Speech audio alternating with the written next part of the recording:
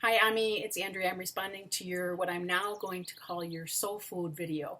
I loved it. It was just really excited to respond to it because although you kind of left it off going, I'm not quite sure how to make this more concrete. As I watched your video, it all came together to me. There were so many things that you were saying, and the video of Goody Mob really hit it for me as well. So I'll share with you those ideas that came out of your words as well as the video of Goody Mob in a moment. But first of all, I want to just address two topics that you brought up a little bit more and just be sure that I'm sort of being clear on where I stand on the concepts of institutions and consumerism.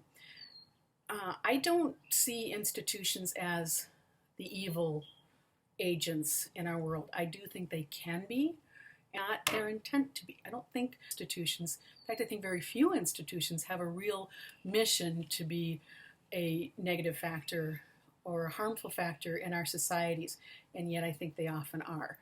Part of that goes on us. I think we as citizens assign too much expectation to institutions. We want our institutions to teach us all values and wisdom and how to be good citizens. And the fact is that institutions aren't people. People are far more complex than institutions. Institutions are relatively static agents of information or of efforts. All institutions are against. They're not flexible. They don't tend to be flexible. They almost can't be flexible for a lot of complicated reasons.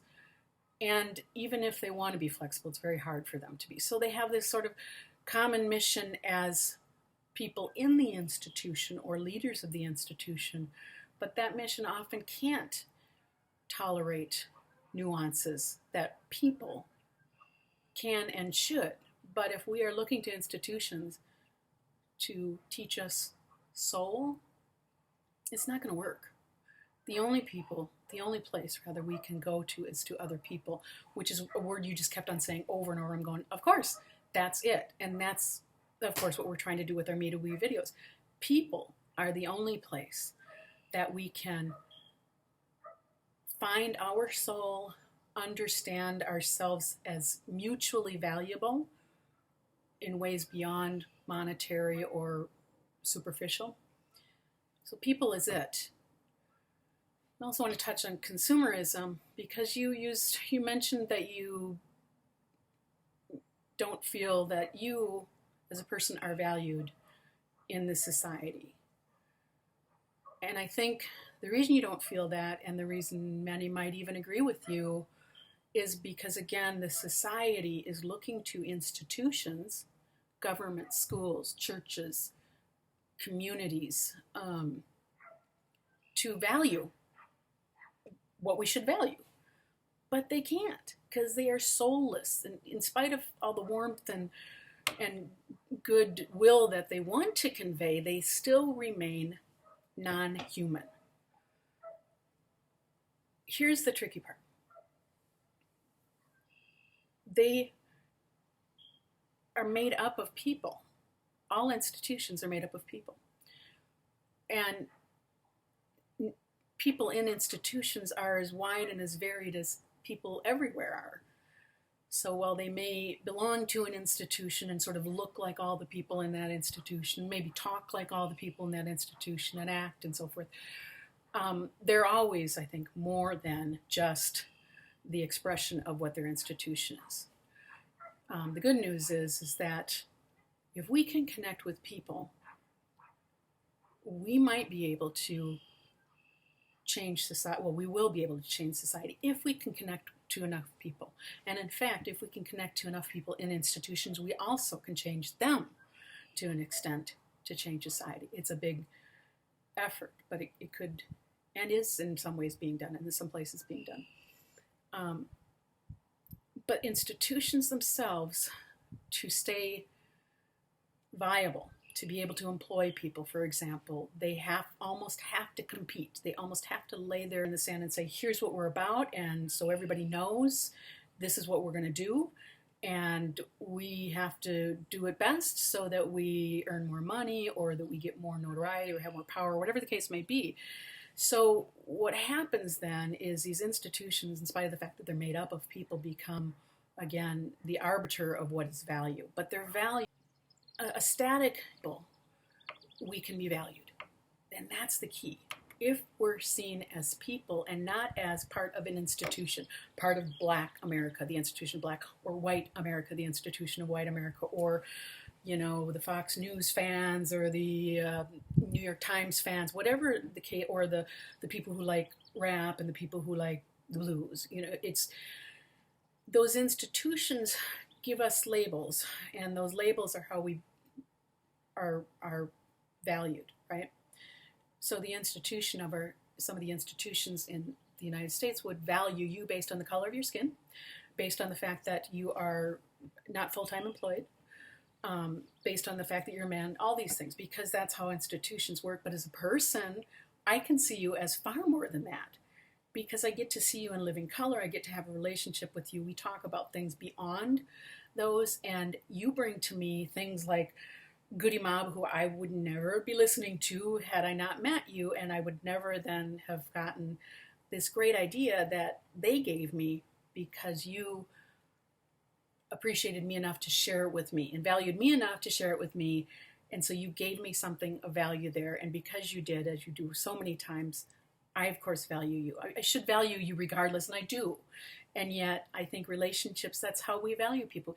We give each other something. So these videos are a way that we're mutually valuing each other.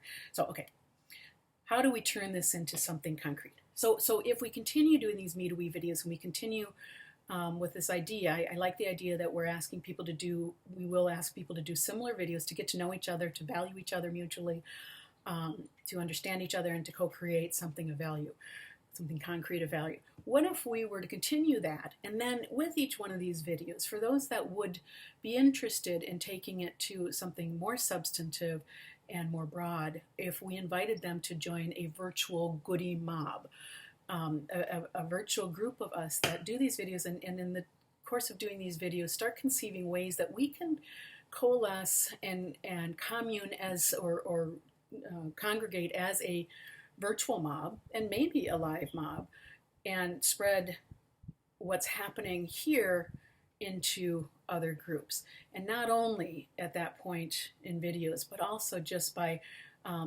understanding what we collectively value. And I think what we collectively value is the value of a human, is positivity, is nonviolence, is wisdom, is values beyond the consumer and institutionally defined values, and most of all, valuing people. So what if we did that online, not only in Facebook groups, but also in where we see media, where people are really struggling with differences and coming to polar ends and creating more tensions rather than more connections.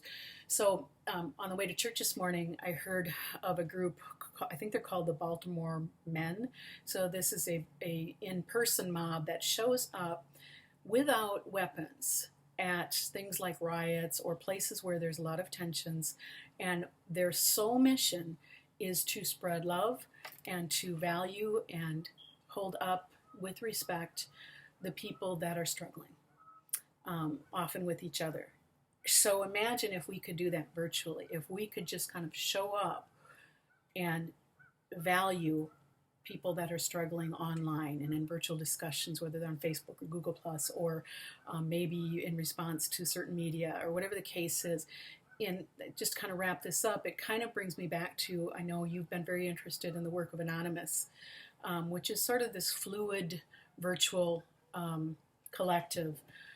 And I wonder if we could do the sort of the spread the wisdom, spread the love, spread the connection Anonymous. So they have their sort of mission, which is to call out and to bring to some sort of virtual justice people, institutions usually, who are doing harm to our world. What if this Goody Mob of ours, or whatever, Me to We mob, whatever we want to call it, was to do almost the opposite, to lift up en masse a bunch of us, thousands, maybe more of us, showing up of how people should and can be valued and are of value, and through our videos, through our showing up online, through our amplifying the good in people and reflecting that back with them as much as we possibly can. Maybe that's not as concrete as it feels like it is in my mind, but that's so. Hope this all makes sense. Let me know what you think.